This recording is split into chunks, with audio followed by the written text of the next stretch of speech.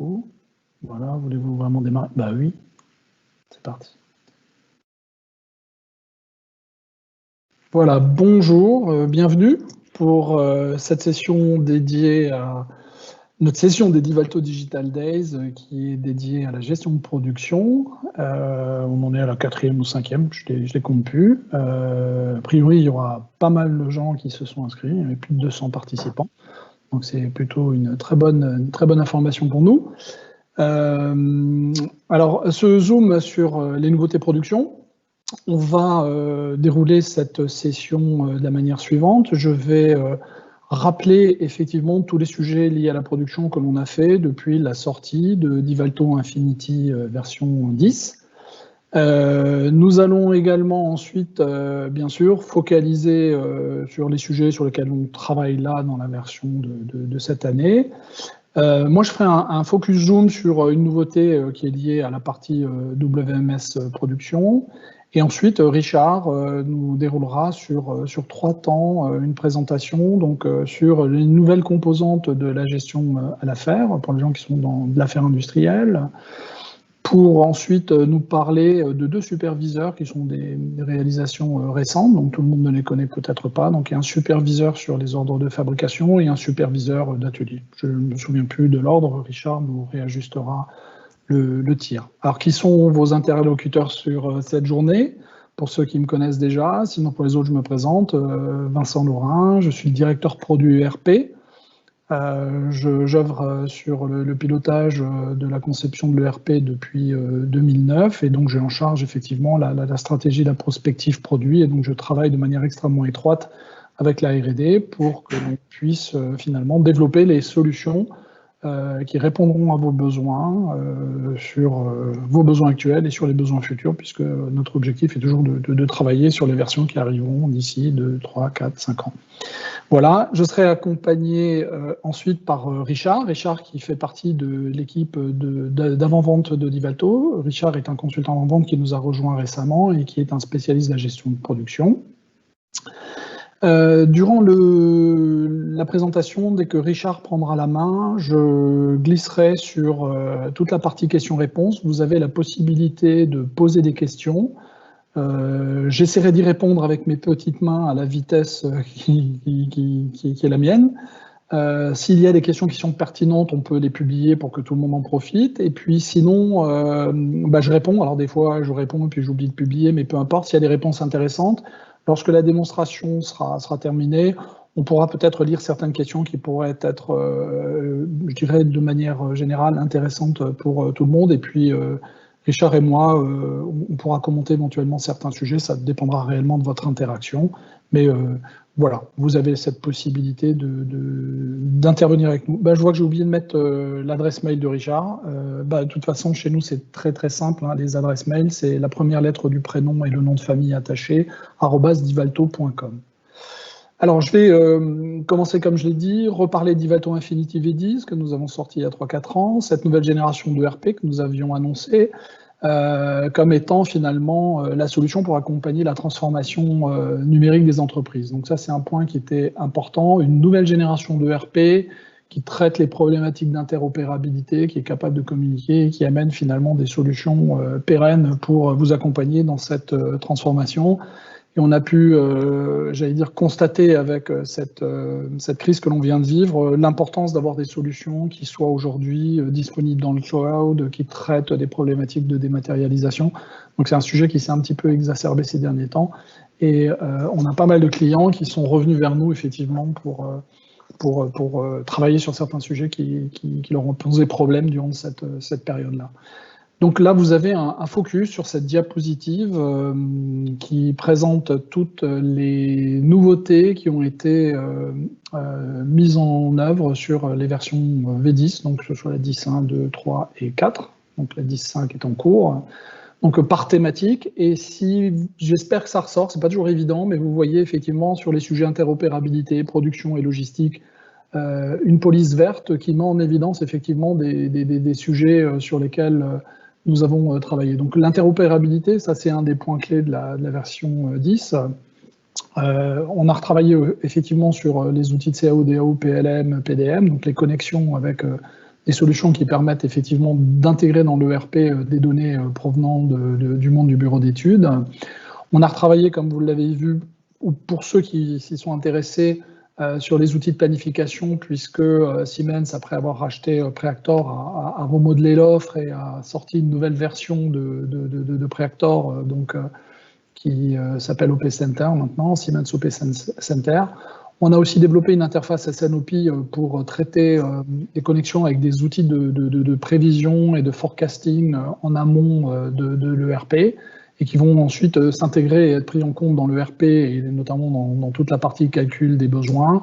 Et puis on a musclé aussi les sujets MES. Vous avez vu qu'on a communiqué aussi pas mal sur des réalisations et sur notre partenariat avec la société Alpha 3i. Voilà, pour les gens qui ont véritablement besoin d'outils de connexion, de terminaux, de connecter des outils de production pour capter de l'information en temps réel. Voilà, donc on a quelques belles réalisations autour de ça. On travaille aussi sur les sujets de configurateurs. C'est toujours un sujet de préoccupation avec notre partenaire de prédilection Techform. Et là, on est en train de travailler d'ailleurs sur la 10.5, sur les sujets de la des nouveaux outils de Techform. Donc, on remet à jour effectivement toutes nos interfaces de connexion avec eux. On vous a parlé aussi de projets IoT. On est toujours très à l'écoute de ceux qui auraient des projets, soit pour mettre de l'intelligence dans les produits que vous commercialisez, soit pour des problématiques de connexion via des objets, de l'IoT. Vous avez vu qu'on a communiqué aussi sur des réalisations faites avec un de nos clients qui s'appelle Scénographe, où on a connecté effectivement des poubelles urbaines. Voilà, donc il y a des petites réalisations. Et le sujet de la blockchain aussi, qui peut être une alternative intéressante, par exemple, si vous avez besoin de mettre en œuvre de l'intangibilité et de la preuve, par exemple, sur des données de contrôle que vous souhaiteriez stocker dans une blockchain qui soit protégée, infalsifiable, de manière à prouver à vos clients quelles ont été finalement les mesures, les contrôles qui ont pu être faits. Ensuite, sur le chapitre production, le gros point de la version 10, on l'avait annoncé, c'est notre nouvelle gestion à l'affaire industrielle sur lequel on refera un focus, bien sûr dédié à tous ces gens qui vont être dans de la production de produits personnalisés sur mesure, de la machine spéciale ou autre, mais qui peut aussi intéresser, Richard en fera peut-être un focus, toutes les entreprises manufacturières classiques qui ont des projets, toutes les entreprises qui peuvent avoir des responsables de nouveaux chantiers, de mise en œuvre d'une ligne de production, construction d'un nouvel entrepôt. Cette gestion à l'affaire permet finalement de gérer un projet de manière assez intéressante, vous aurez l'occasion de découvrir. Les nouveaux superviseurs, là aussi Richard fera un focus. Et puis, nous avons fait quelque chose sur lequel je vais faire un focus tout à l'heure, qu'on retrouve dans les deux chapitres, à la fois la production et la logistique, qui est effectivement d'être capable de suivre aujourd'hui la production avec toute la partie WMS. Voilà, donc ça, c'est ce qui a été fait jusqu'à la 10.4, qui était sortie fin novembre 2019. Quels sont les sujets sur lesquels on travaille sur la 10.5 aujourd'hui ? On travaille sur une généralisation des flux logistiques en temps réel avec des terminaux radio. Donc ça, c'est assez intéressant sur des problématiques assez classiques, sans être dans la logique WMS. L'ensemble des flux aujourd'hui de l'ERP peuvent être traités avec des terminaux radio. D'ailleurs, les flux de consommation de la prod l'étaient déjà. Vous pouviez le faire en telnet. Avec la version 5, vous aurez aussi l'alternative de l'interface HTML5. Ensuite, on a travaillé sur la partie CBN, notamment lorsqu'on travaille avec les réservations affectées. Le CBN a pour mission d'assurer un équilibre entre les besoins et les couvertures de ces besoins. Et on a travaillé sur une meilleure mise en évidence de toutes les problématiques de réservation affectée, à la fois dans le calcul et dans la restitution du résultat, pour faciliter et mieux comprendre finalement ce que propose un CBN.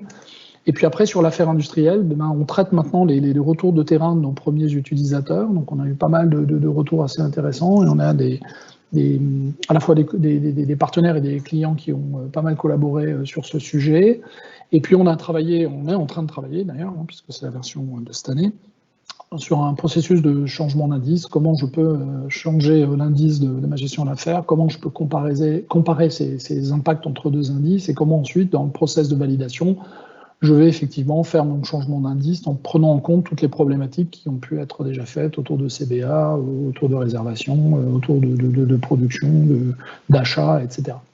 On travaille aussi, on améliore les outils de planification, et puis il y aura une grosse interface avec la partie installation et maintenance, puisque je peux être dans une chaîne complète, je conçois des machines spéciales, je les produis, je les installe sur le site de mon client, et ensuite je bascule sur des contrats de maintenance. Donc, il y a bien sûr toute une chaîne qui fait que je vais avoir des interactions. Si j'ai besoin d'installer ma machine sur site, ben, je vais faire appel à des techniciens, je vais les planifier dans toute la partie installation et maintenance. Et ensuite, lorsque je vais faire la maintenance, je vais avoir toutes les transactions de maintenance qui peuvent agir. Voilà, donc tout ça sera traité dans cette version 10.5. Voilà, ça m'a permis de positionner le focus générique. Petit zoom sur les nouveautés pour parler effectivement de quelque chose qui est important. On a sorti en 2013-2014 la première version du WMS de notre ERP. Donc, il s'agit d'une gestion d'entrepôt avancée avec pas seulement gérer les flux en temps réel avec des terminaux radio, mais toutes les politiques de rangement, toutes les politiques de mise en œuvre de zones de picking pour faciliter les préparations des connexions avec des chaînes de convoyage. Voilà. Tout ça se traite dans ce contexte de WMS. Et jusqu'à présent, la partie WMS ne traitait pas la production. La production devait être sur un autre dépôt non géré en WMS. Et on avait mis, entre les deux, on mettait une logique de SaaS qui permettait effectivement de faire les flux. Donc ça, c'était contraignant. Et donc, ce que nous avons fait dans la 10.4, c'est que l'on a effectivement permis de travailler sur l'ensemble de l'entreprise dans une logique où la production, lorsque je vais préparer les composants nécessaires à ma production, ben je vais les préparer au travers de la fonction de WMS, comme je peux préparer des expéditions. Lorsque je vais gérer les déplacements qui peuvent se produire entre des emplacements liés sur des postes de travail, ben je vais les traiter sous forme de missions de déplacement et de transfert d'emplacement au cœur de la production. Et bien sûr, les entrées en stock seront assimilables à une réception fournisseur qui va devoir être rangée avec les politiques de rangement associées à ce type de produit, etc. Donc réellement, une logique de WMS complètement intégrée sur la partie production. Alors ce qui est très intéressant aussi là-dedans, on le verra après, ça me permet effectivement de focaliser les emplacements amont-aval sur mes postes de travail et de gérer sur les interactions et les flux qu'il va y avoir. Et puis, du coup, ce qui est intéressant, le WMS traitant systématiquement tout en temps réel, ben, je me retrouve, lorsque je mets en œuvre cette solution, avec un encours de production réellement géré en temps réel. Ça, c'est très important. Toute la partie saisie atelier que vous connaissez continue à fonctionner, permet effectivement de gérer tous les flux de consommation au travers de la saisie d'atelier. Les flux de sous-traitance également sont gérés par ce biais-là. Donc c'est très intéressant d'être dans cette logique de fonctionnement. Et la gestion de production permet aussi, ben, pourquoi pas, d'avoir une prod annexe liée sur un autre site où là, je n'ai pas de WMS et d'avoir pour autant un portefeuille qui comporte à la fois des OF WMS et non WMS. Ben, ça, c'était pour parler des petits sujets. Donc, on a dû muscler effectivement les données de certaines tables, notamment par exemple les centres et les postes, pour pouvoir identifier effectivement quels sont les emplacements de consommation et de production. S'il y a des rebuts, où est-ce qu'on doit les positionner, voilà. Bon, là, il se trouve qu'ils sont... bon, il peut y avoir les mêmes, mais ils peuvent être aussi très différents, et un emplacement amont peut être l'aval d'un autre poste sur des logiques de ligne, etc. Toute la partie effectivement consommation est assurée par notre saisie d'atelier. Donc lorsqu'on détermine quelque chose qui a été réalisé en post-conso ou en pré-conso, peu importe, on va pouvoir utiliser les outils qu'on a qui vont effectivement consommer sur les bons emplacements la matière qui était prévue. Et puis là, vous avez une vision, tout à l'heure, Richard fera un focus, effectivement, qui permet de mettre en... il parlera de superviseur, et là, on a un superviseur des encours, pardon. Donc, on parlera de superviseur, mais ça, c'est un nouveau superviseur qui existe que quand on a la partie prod, parce que là, ce qui est intéressant, c'est que comme on a du temps réel sur tous les flux, ben, ça permet de voir effectivement les aspects précis de l'encours de chaque ordre de fabrication. Ça, c'est une des grosses forces de cette mécanisme WMS prod. Voilà, je voulais faire ce focus parce que, à démontrer, c'est un peu complexe d'avoir un contexte purement WMS prod, mais ça permet de vous donner les éléments de base par rapport à ce que fait la production classique et ce que ça amène en plus dans un contexte de gestion d'entrepôt. Je vais donc passer la main à mon ami Richard. Donc on va faire les permutations. Richard, si tu peux basculer sur ta présentation.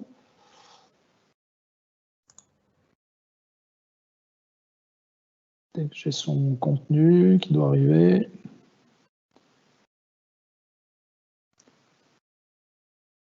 Si tu arrives à partager, Richard. C'est partagé. Voilà. Ah, tu es sur ta VM parce que moi je la vois pas. Ah voilà, ça y est, elle est arrivée, c'est parfait. Tac, et je te donne la main. Merci Richard. Voilà, c'est à toi. Merci Vincent pour cette transition. Bonjour à toutes et à tous. Alors déjà, avant de reparler effectivement de gestion d'affaires industrielles, comme Vincent l'a expliqué, on va remettre un petit peu dans le contexte parce que derrière ce mot, il y a le mot industriel. Mais dans le sens industriel, c'est effectivement une gestion d'affaires. C'est quoi? C'est tout simplement pouvoir organiser et structurer des étapes plutôt d'un projet, que l'affaire soit industrielle, qu'elle soit sur une partie service, qu'elle soit sur un investissement lourd qui peut être l'équipement d'une usine, d'un nouveau bâtiment.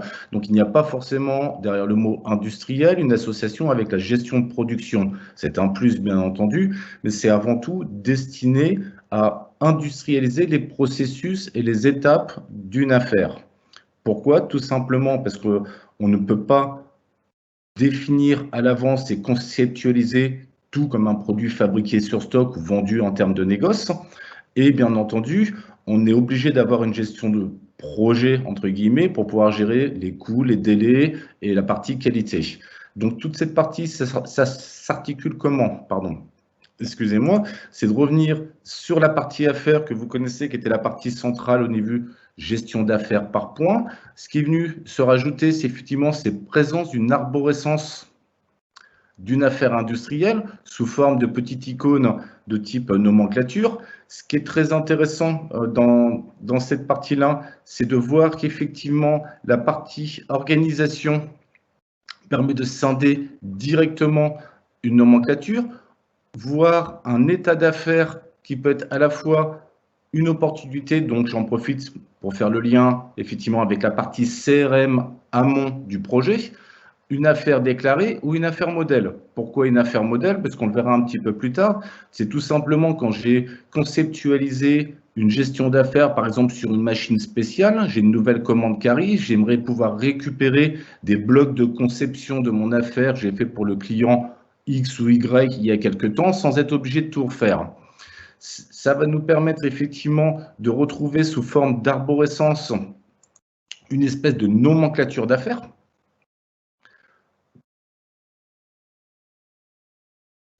Qu'on va retrouver sous une arborescence gauche où en fait effectivement on peut très bien avoir des phases à la fois d'avant-vente, de chiffrage, d'offre commerciale. J'ai pris volontairement là, un exemple, implémentation d'un ERP, papier de service, ce qui nous est carrément notre métier, ce qui va vous concerner vous aussi quand on va venir déployer à la limite la solution. Et on voit que sur chaque rubrique, on peut très bien venir très facilement insérer un élément ou un sous-élément. Et quand j'insère un élément, on voit que sur un code arborescence, je peux venir aller chercher un bloc qui provient d'une autre affaire. De manière... Richard, oui. je peux t'interrompre. Est-ce que tu as la possibilité de jouer sur ta définition? Je sais que ce n'est pas évident avec les machines virtuelles parce que certaines personnes trouvent que la presse est très petite. Sans vouloir te perturber de trop. Je ne sais pas si je vais pouvoir changer quelque chose.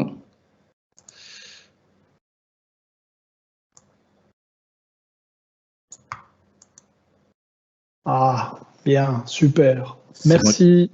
Peut-être juste encore pour ceux dont le visuel est très flou, c'est peut-être lié à l'aspect débit que vous avez. Par contre, comme la conférence est enregistrée, je pense à Catherine qui a posé la question, tu pourras charger la conférence et là, normalement, l'image est nickel. Voilà. Merci, je te laisse la main et je t'interromps plus, sauf si tu te perds. C'est moi qui vais me battre un petit peu avec les ascenseurs, mais c'est pas grave. Aussi, le principal, c'est que tout le monde puisse voir. Effectivement, donc, on s'aperçoit sur cette typologie d'affaires, par exemple, qui est purement à la limite du service, c'est de dire tout simplement, j'implémente mon ERP, je fais différentes arborescences et donc structure, étape, projet. Et on voit effectivement, j'ai une partie, par exemple, avant-vente. Je peux avoir des parties d'offres commerciales. Je ne vais pas le déplacer. Et je peux voir effectivement, derrière, chose très intéressante, c'est que je peux venir mettre sur chaque ligne ou sous-élément de mon arborescence d'affaires des lignes de budget. Par contre, ouais, du coup, j'ai les ascenseurs. Des lignes de budget qui me permettent effectivement de dire j'ai prévu de faire tel montant de vente ou j'ai prévu de passer une vingtaine d'heures d'études sur telle partie. Donc ça va me permettre de me donner effectivement une arborescence de type budget en amont et qui me permettra effectivement de suivre après, dans le détail, tout ce qui va se passer.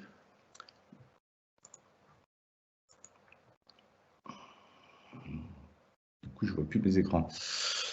Si je vais sur le bouton planning que l'on connaît classiquement, je dirais au niveau des ordres de fabrication, on va s'apercevoir de quoi en fait. L'intérêt surtout, c'est de se dire, je peux maintenant planifier des activités qui n'ont rien à voir avec la partie production.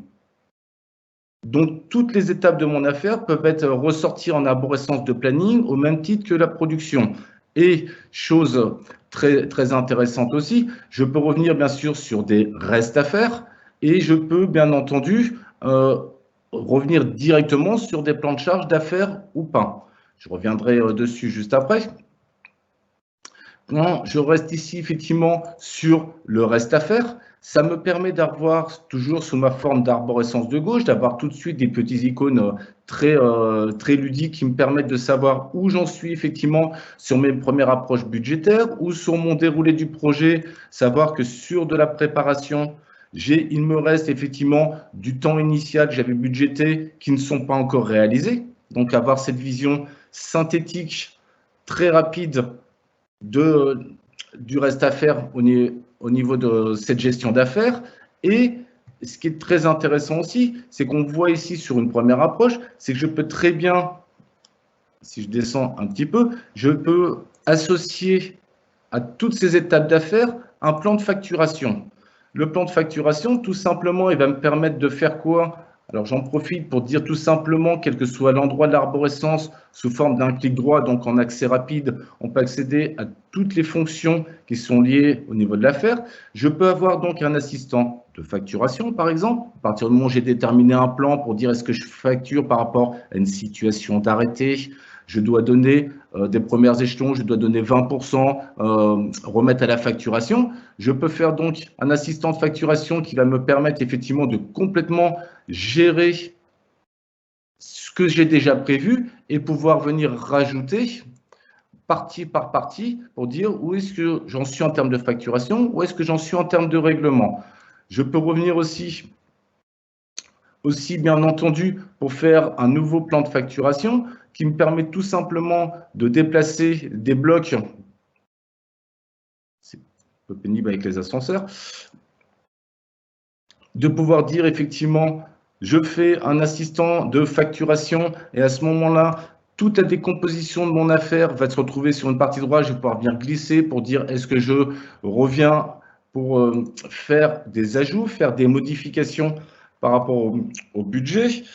Je peux aussi, bien entendu, si je reviens en haut, puisqu'on parlait du planning de l'affaire tout à l'heure, de revenir sur la partie planning.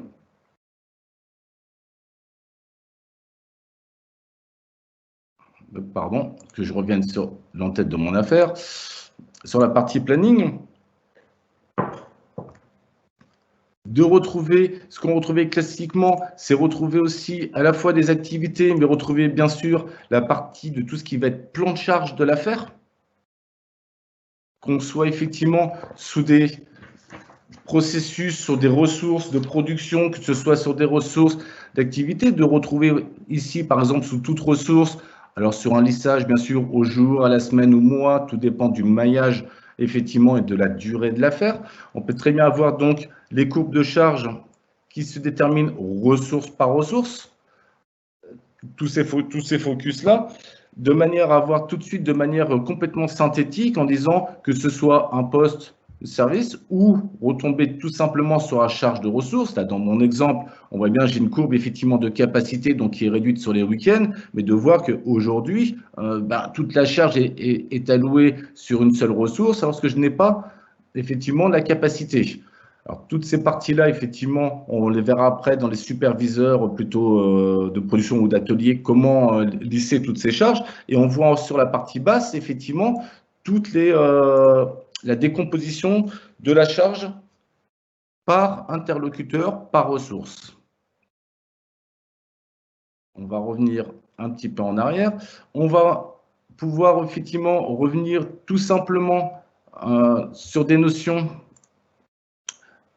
d'affaires, tout simplement d'avoir un accès rapide un suivi et une synthèse budgétaire de toutes les étapes de l'affaire, ce qui permet effectivement de dire période par période, en fonction si on fait des arrêtés ou pas des arrêtés, donc des situations mensuelles, des situations de cut-off sur les affaires, de dire où on en est en termes de facturation, d'avenant, de règlement. Donc ça, à la fois sous forme de tableau, bien entendu sous la forme de partie graphique, en disant qu'est-ce qui est prévu en commande, qu'est-ce qui est facturé, qu'est-ce qui est mon engagé, un engagé prévisionnel en termes de coûts, de manière à au quotidien et surtout, bien entendu, en temps réel, que ce soit sur une saisie d'activité, des temps de bureau d'études, que ce soit de la partie production, que ce soit d'installation sur site, de savoir en temps réel où j'en suis dans mes budgets, dans mon réalisé, dans mon engagé et surtout, qu'est-ce qui a été pris par rapport à la commande, ce que j'ai pu déjà commencer à facturer à mon client.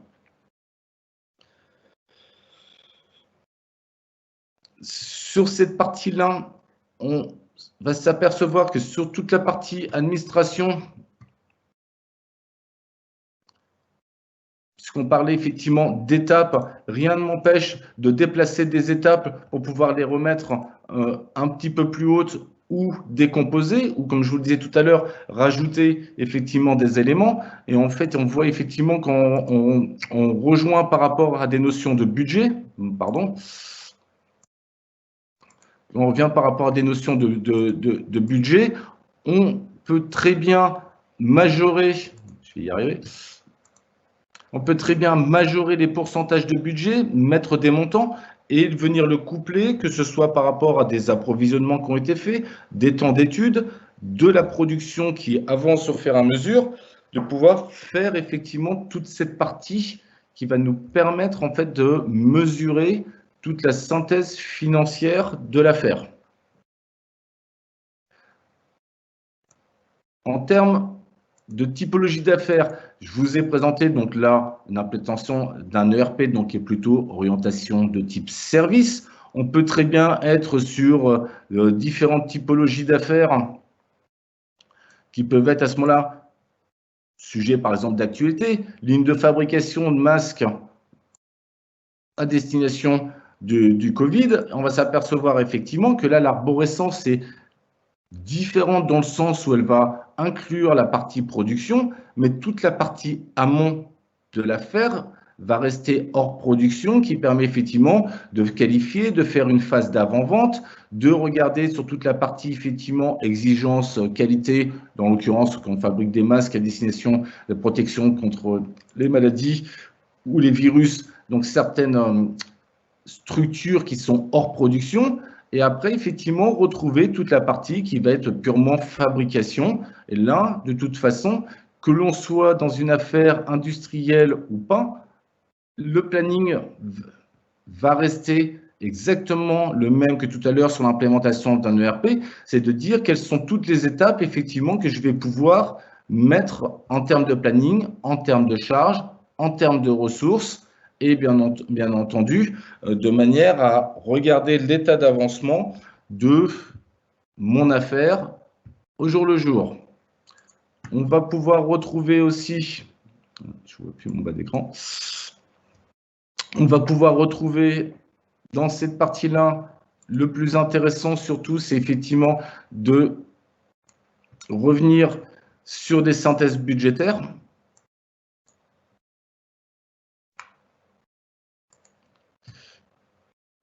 Suivi budgétaire, petite parenthèse, on a ouvert tout à l'heure, effectivement, sur toute cette synthèse. Cette synthèse, on voit qu'on l'a en export tableur. Ça veut dire que tout ce que l'on peut faire en budget dans l'affaire, bien entendu, on peut l'exporter en tableur, venir modifier, faire des rajouts et venir les réinsérer dans l'affaire de manière à réactualiser en termes de coûts.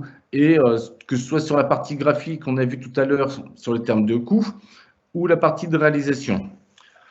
Après, il est sûr que toutes ces affaires, en fait, permettent de conceptualiser, modéliser tous les processus finalement internes à l'entreprise et quelle que soit la typologie de projet. On voit bien ici, par exemple, j'ai la mise en œuvre d'une usine, je peux tout simplement faire la construction d'une machine spéciale, je peux faire une nouvelle usine. le but du jeu, c'était bien de dire, je prends n'importe quel projet d'entreprise qui nécessite de mettre des étapes éclatées et de suivre l'état d'avancement de chaque étape en termes de suivi de coûts, de budget et d'avance temps. Et vous allez retrouver sur la partie, je vais dire ça, sur la partie basse, et bien entendu, des parties en termes de chiffres qui vont être des indicateurs clés qui vont nous permettre d'avoir des synthèses budgétaires en disant, par exemple, sur les chiffres clés, quel est le résultat de mon affaire, quels sont les temps d'études qui ont été passés, les temps cumulés, si je suis purement sur du service, ou en termes de coûts, avec des niveaux de criticité. Bien entendu, vous allez pouvoir mettre des équipes associées à la gestion d'affaires avec la notification et petit rappel, donc avec la gestion des processus dans Divalto qui permet effectivement d'avoir des inter-échanges au niveau de l'équipe, qu'ils soient internes, externes, de manière à ce que tous les intervenants sur l'affaire se retrouvent dans un travail collaboratif et partagé, et centralisé bien sûr sur un seul écran. Pour cette première partie, gestion d'affaires, où on pourrait rentrer nettement plus dans le détail, puisqu'on peut en parler pendant des jours. Je pense que Vincent, sur ce premier focus, reste un petit peu en surface. Oui, c'est très bien. Je pense que ça donne une idée du potentiel de la solution. Et j'insiste sur le fait qu'effectivement, on l'a conçu pour traiter des problématiques d'affaires industrielles, mais que réellement, c'est une solution qui est utilisable pour traiter des projets d'entreprise, en fait, au sens large. Voilà, je te laisse continuer. On va basculer sur un autre point, puisqu'on parlait effectivement tout à l'heure en amont, Vincent, tu l'as introduit, des superviseurs, tu as montré une petite partie avec le superviseur d'encours, mais effectivement, sur ces nouveautés de version, nous avons 2 superviseurs qui sont arrivés, qui sont le superviseur d'OF et le superviseur d'atelier. Donc là, on est plus en lien étroit avec la production, bien entendu. Mais c'est de dire effectivement, dans un écran de critères, divers et variés, en disant quels sont les ordres de production que je veux sélectionner, que ce soit par période, que ce soit par statut, ou peu importe, à la limite, on peut tout mettre. Et l'idée de superviseur, c'est de dire 2 choses. La première, c'est avoir déjà de manière visuelle et assez rapide sur mes statuts d'OF, quel est mon état d'avancement, de manière graphique et très ludique, de dire où est-ce que j'en suis, voir bien entendu là, dans mon exemple tout ce qui est en retard, et surtout l'intérêt effectivement des superviseurs, c'est de pouvoir dire non seulement je peux passer bien entendu sur l'administration de l'OF, mais je peux faire de l'administration en masse d'OF. Si je veux faire des fins de cycle ou des choses comme ça, plus groupés, si je veux faire des états d'avancement plus groupés, ce qui est un petit peu pénible quand on a une multitude d'OF et beaucoup de traitements, surtout en cycle court à faire, c'est d'ouvrir chaque OF pour faire des avancements, des fins de cycle, redescendre. Là, ça nous permet de le faire très très rapidement en passant l'administration plutôt experte et de dire à la limite, je peux faire aussi des traitements en masse, que ce soit à la fois des fins de cycle, que ce soit des ajouts, des modifications de quantité, ou tout simplement des rejalonnements de dates en disant, suite à mon expertise et ce que je constate au quotidien, de dire, cet OF-là, je ne peux pas le faire pour le 28.2, ça semble évident, je le mets pour le 36, et lui, en fait, le système va rejalonner tout l'OF et les sous-OF qui sont liés par rapport à un empilage, effectivement, sur les postes de charge. Et ça, c'est une façon très rapide d'administrer en masse des OF. Bien entendu, je peux aussi, on parlait de rejalonner, je peux les éclater ou les regrouper. Donc, les éclater tout simplement, effectivement, si j'avais un OF de série de 1000 pièces, de dire, non, cet OF-là, je ne veux pas le faire en 1000 pièces, je veux le faire en 2 fois 500 ou ce genre de choses. Et avec ce superviseur, bien sûr, toujours la vue avec le petit bouton cible pour revenir classiquement sur le détail de l'ordre de fabrication qui a été, vous voyez, changé en termes de date. Je lui ai demandé pour le 30 juin, donc moi son délai de fabrication, il me l'a recalé au 25. Et tout en gardant, bien entendu, toute l'arborescence des sous-OF. On voit bien qu'ici, tous les délais ont été changés. Ça, c'est une chose quand même qui est relativement importante et ludique et qui nous permet toujours de revenir, bien entendu, sur le classique planning de fabrication rejalonné en fonction des dates. Dans le même ordre d'idée, nous avons fait donc un superviseur d'atelier qui, lui, est un petit peu différent, dans le sens où on va lui demander de nous faire un calcul, soit par atelier, dans le cas du multi-atelier, par centre de charge ou par poste de charge. On va lui demander limite de nous recalculer globalement toute la charge. Et il va nous sortir, en fait, il va nous sortir un écran de calcul, donc complètement centralisé, au même titre que tout à l'heure, on avait les OF. Là, on va se retrouver donc avec les postes, les centres de charge et les ateliers. Et on voit toujours pareil, de manière graphique, les états d'avancement ou les OF qui sont positionnés et de dire sur mes quantités lancées, où est-ce que j'en suis. Alors, bien entendu, toujours avec des codes couleurs.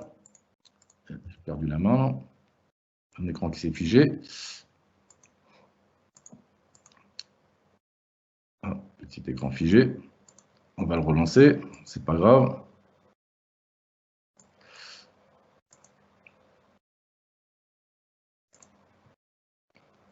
On va relancer le traitement. Ça va prendre juste une petite minute ou deux. Donc là, en fait, ce qu'il est en train de faire, il va recaler tous ces ordres de production par rapport au centre de charge. Et ce qui est très intéressant quand on est sur cette partie-là, c'est qu'on vient sur les parties, on va dire, purement planning. Il va venir donc décomposer la charge des OF par centre, par atelier, par centre et par poste de charge.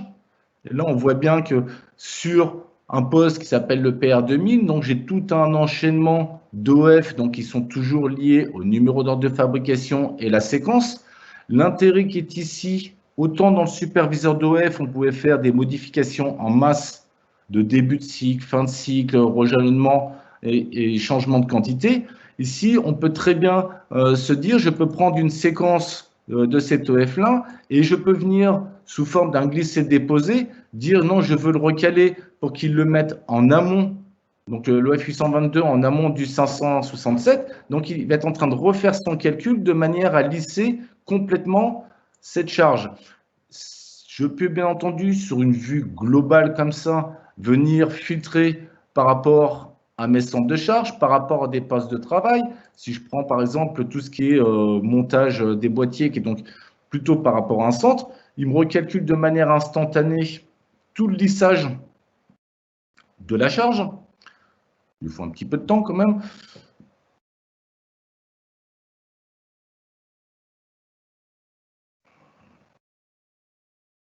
Des choses qui prennent 2 minutes de temps machine, mais c'est rien par rapport à ce qu'on peut faire avec un planning mural au quotidien.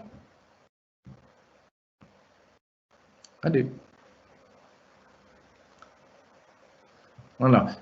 Ce qui peut nous permettre d'avoir une vision, donc là, juste sur un centre de charge, qui est un montage, par exemple, des boîtiers, et de voir que là, j'ai un jalonnement qui est prévu. Et je vois ici, par exemple, que je suis en orange, bien entendu, partout, ça sera implémenté effectivement d'une légende et de code couleur pour dire ce qui était prévu, ce qui est fait, ce qui n'est pas fait, et qui me permet effectivement de dire sur cette partie-là, comment je peux bouger ces parties-là. Donc, je peux très bien dire, je bouge effectivement une séquence. Il me demande si je veux confirmer le déplacement. Donc, il va se mettre systématiquement à recalculer.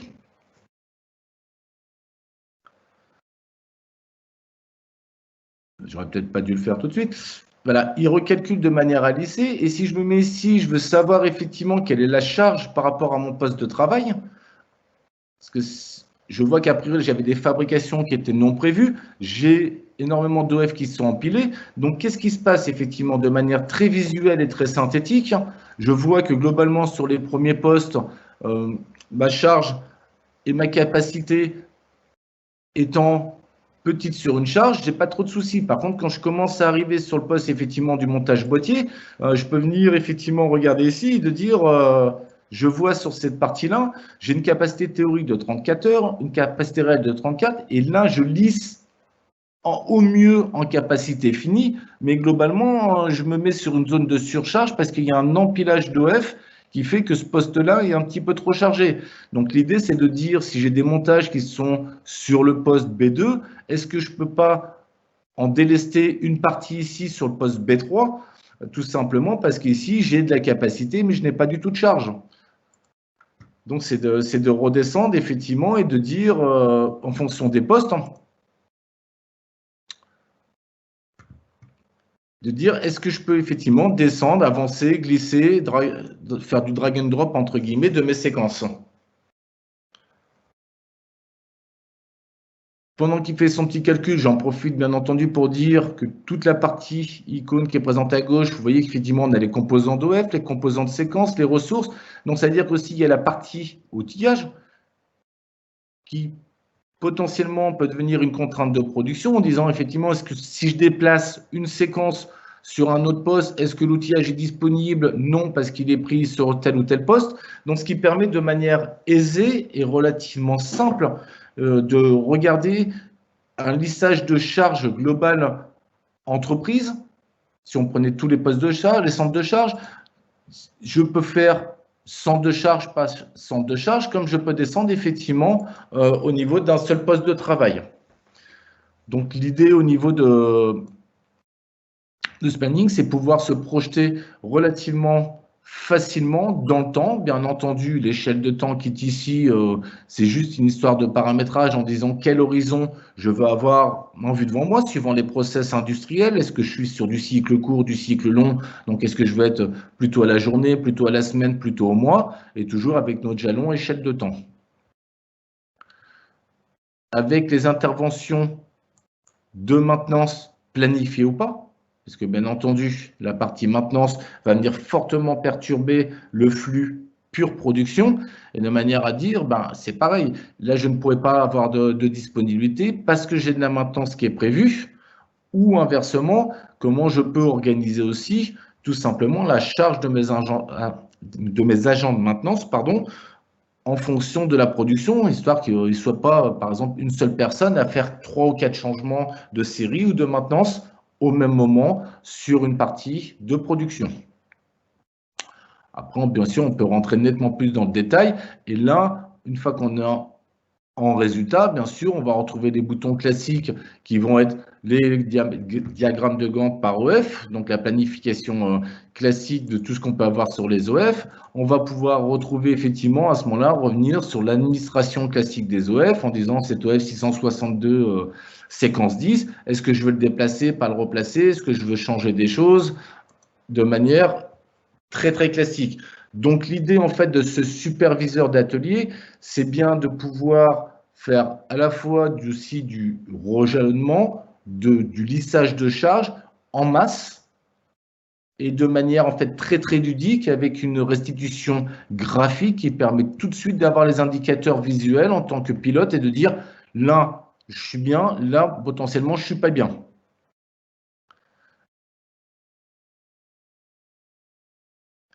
Mince. Pardon, je ne voulais pas cliquer sur ce bouton-là. Il va me refaire un petit calcul.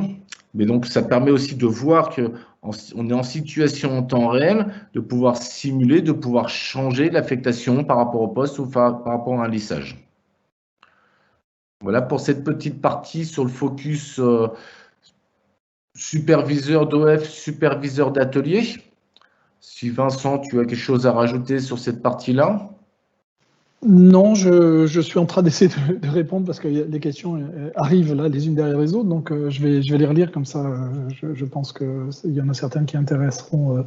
Non, ce qui est bien, c'est que Richard a fait une présentation en parlant du superviseur et en montrant la petite fonction de planification qui est intégrée dans le RP, qui a vraiment des limites, il faut le reconnaître. Hein. Elle permet de faire de la capacité finie et de se focaliser sur un process, sur les séquences qui sont les vrais goulots d'étranglement, le reste étant géré par défaut.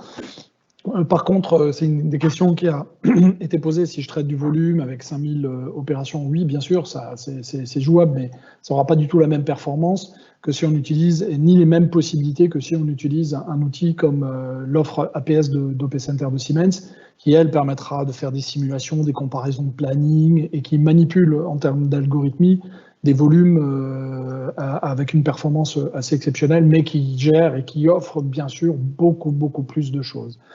J'ai une question aussi, Richard, parce que je voulais me connecter et impossible. Nous sommes, Richard et moi, en télétravail. Et voilà, mon VPN ne veut pas se lancer. Alors, je ne me suis pas lancé dans un reboot de ma machine en pleine session. Et je voulais juste que tu me dises si sur le superviseur d'OF, on avait une sélection sur la gestion de l'affaire, parce que je ne peux pas le vérifier, je n'arrive pas à me connecter. Sur le superviseur d'OF? Ouais, si je peux sélectionner une affaire de manière précise et avoir que les OF de cette affaire, puisqu'une affaire, bien sûr, peut comporter plusieurs ordres de fabrication. Et si ce n'est pas le cas, ben, ça sera le cas dans la version 10.5, on réajustera le tir. Je serais étonné que ça ne le soit pas, mais... J'ai un écran qui s'est figé aussi. Des petits soucis de latence aussi. Si je passe par là. Tu as un VM qui est en carafe? Ouais, j'ai l'impression que je me suis retrouvé figé là. On va fermer quelques fenêtres. Je vais continuer. Il y a une question aussi sur le superviseur des OF. L'avancement est à 100. Oui, sur une base de 100%. Les données de l'avancement sont définies soit sur la base du temps passé, soit sur la base des quantités. C'est un paramètre qu'on peut positionner de manière à dire, bon ben voilà, moi je travaille plutôt sur de la fabrication unitaire, donc la notion de quantité ne m'intéresse pas, et du coup je mets un avancement en fonction du pourcentage de réalisation, ou bien je suis sur une logique de quantité, parce que je fais de la série, et puis ben voilà, ce que je mets en évidence, c'est surtout le nombre de pièces qui ont déjà été produites. Voilà, ça c'est cette possibilité. Puis il y a une mise en évidence bien sûr des retards pour dire, ben voilà, ok, je suis peut-être dans les clous dans la réalisation en termes de pourcentage par rapport à ce que j'attends, mais je suis déjà en retard. Je regarde aussi s'il y avait d'autres questions. Il y avait des questions sur l'intégration comptable et analytique du module affaires. Donc effectivement, on a des améliorations sur le sujet, sur la 10.5, et la personne, donc Radouane, ne pas hésiter à me transmettre vos souhaits là-dessus, parce que je suis prêt à prendre en compte tout sujet d'amélioration, notamment par rapport à nos clients qui utilisent la solution. Le superviseur, j'en ai parlé. Ça, j'en ai parlé aussi.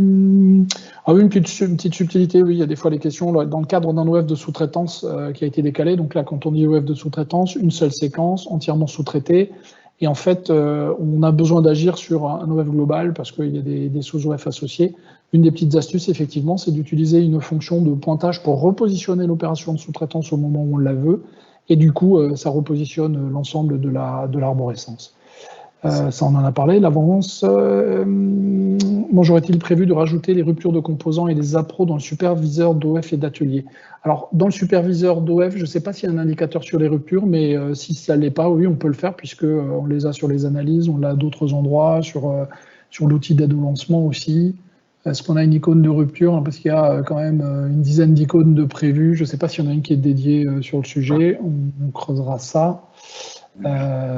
Et un OF en cours de réalisation est-il bien verrouillé dans le superviseur pour éviter tout déplacement non voulu? Oui, puisque là, après ce genre de choses, on peut faire ce qu'on veut sur un OF qui est en cours de réalisation.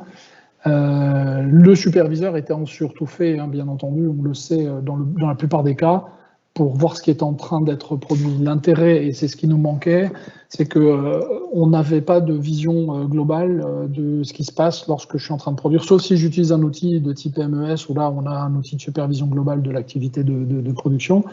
Mais si je suis dans un cadre sans MES et que j'utilise la saisie atelier, il nous manquait cette vue qui permet de voir quelles sont les machines qui tournent, qu'est-ce qui tourne sur chaque machine et où en est cette fabrication. Et c'était ça sa vocation. Après, Richard a montré effectivement tout l'intérêt de pouvoir plonger, agir. Après, on peut agir sur un OF en cours de réalisation parce que il y a un arrêt de production, il y a eu un pépin sur la prod où il faut faire passer quelque chose en priorité. Et donc, du coup, on peut aussi utiliser ça pour agir directement sur les OF concernés. Sachant que, bien sûr, on sera toujours dans la cohérence de ce qu'on peut faire. T'as pu voir, Richard, toi? T'as pu réussir à te connecter ou pas, finalement, alors? Non, sur notre superviseur? Non, là, bon, alors, Toi, ta VM est tombée en carafe juste à la fin de ta démo, ce qui est remarquable. Et moi, je n'arrive plus à me connecter à mon VPN qui m'envoie bouler tous les 2 minutes et qui va m'obliger à... Bon, je vérifierai, je crois que c'est Catherine qui a posé la question, je vérifierai, Catherine, pour cette partie-là. Tu poses aussi une question sur l'onglet événements. Oui, tu as la possibilité dans la gestion à l'affaire.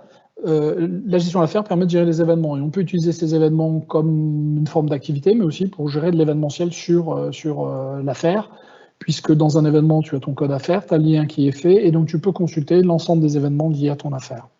Oui, et tu peux les prendre en compte éventuellement dans l'ensemble. Tout à fait, on va retrouver toute cette partie-là, je l'ai dit brièvement, mais déjà ça a commencé avec effectivement le statut de l'affaire, en disant est-ce qu'on est purement sur une affaire, est-ce qu'on est sur des opportunités pour faire le lien avec la CRM. Donc là on va récupérer tout ce qui va être opportunités, événements et activités, la partie CRM dès l'amont, et de manière effectivement à retrouver sur chaque partie après de chaque séquence et chaque étape de l'affaire, de retrouver à la fois la partie activité, la partie événement en fonction de ce qu'on peut avoir. Donc on retrouvera effectivement ici toute la partie des listes d'événements ou des activités qui sont plutôt à l'origine liées à la CRM et qui, bien entendu, peuvent être implémentées à n'importe quel moment de l'affaire. Catherine, ta question sur peut-on déclencher des notifications sur les jalons dépassés, je pense que tu fais référence à la gestion à l'affaire. Si c'est oui, tu m'envoies juste une petite réponse. Ça fait partie de sujets qui sont dans le backlog. Ce n'est pas encore réalisé, mais c'est des points sur lesquels on pensait mettre en œuvre effectivement des codes d'action qui permettraient à ce moment-là de déclencher ou un process, un flash, enfin peu importe. Une question de Jean-Marie. Est-il possible de vider le puits de lancement de la gestion des affaires une fois les OF lancés et produits? Alors là, peut-être, je ne sais pas si tu vois ce que veut demander Jean-Marie. Parce que pour moi, c'est purger l'affaire une fois que les OF sont lancés. Est-il possible de vider le puits de lancement de la gestion des affaires une fois les OF lancés et produits? C'est-à-dire que tous les OF sont lancés et produits dans une affaire. Je vois pas trop. Je vois pas trop. Ça demande précision comme question. Oui, si vous pouviez peut-être préciser là. Et puis il y a une autre question, a-t-on un plan de charge opérateur? On n'a pas de plan de charge opérateur dans la gestion de prod pure, on a un plan de charge centre et poste. Quand on travaille avec la gestion à l'affaire, on a cette notion et on a des évolutions qui sont prévues sur le sujet parce que notamment dans la gestion à l'affaire, on a des dossiers où des opérateurs travaillent sur la gestion de production et peuvent agir sur des activités hors gestion de production. Et donc du coup, on a prévu une amélioration là, qui est en cours sur la 10.5 qui permet de prendre en compte un plan de charge en prenant en compte les activités de prod et les activités hors prod. Et donc du coup, comme on l'aura, on va le généraliser pour avoir un plan de charge opérateur. Quand on utilise des outils de type APS, là, il y a aussi d'autres opportunités puisqu'on peut mettre en œuvre une gestion des contraintes sur les opérateurs et notamment mettre en place aussi, bon après ça devient complexe à gérer, mais les notions d'habilitation, qui a le droit de travailler sur quelle machine et qui est le plus performant. Bon, ça sont des données qui existent aujourd'hui dans le ERP, qu'on peut utiliser dans l'outil d'APS, mais après il faut être capable de maintenir ce genre de choses, c'est pas toujours facile, mais il y a des possibilités autour de ça.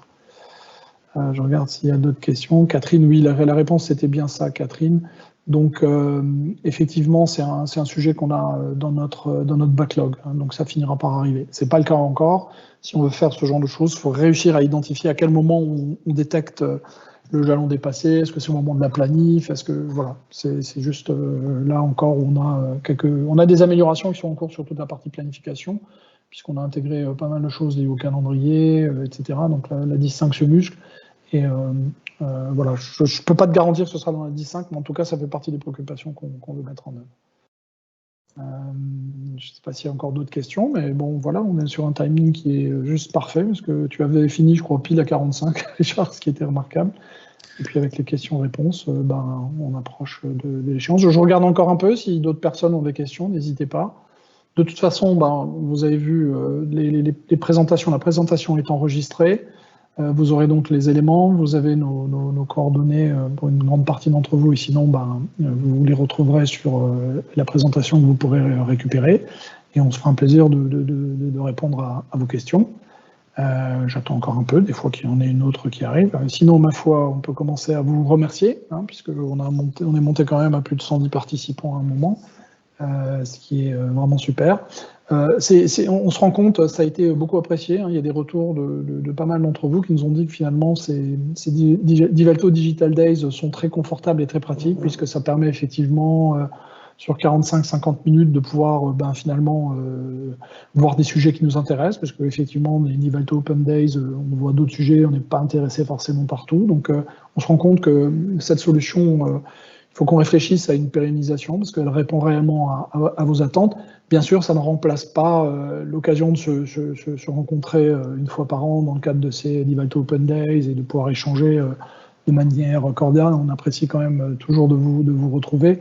Donc ça existera toujours, ces rencontres physiques, mais je pense que ces Divalto Digital Days vont probablement se multiplier, parce que la solution est quand même très très intéressante, et finalement on arrive au travers de l'interactivité à avoir aussi pas mal de questions, pas mal de retours, donc ça nous donne aussi des pistes. Pas plus tard que ce matin, j'ai saisi des US, donc des histoires qu'on va développer, qui m'ont été remontées lors des précédentes sessions. Donc ça, il y a des fois des éclairages intéressants, de petites astuces qui peuvent vous servir au quotidien. Donc on est friand de ce genre de retour.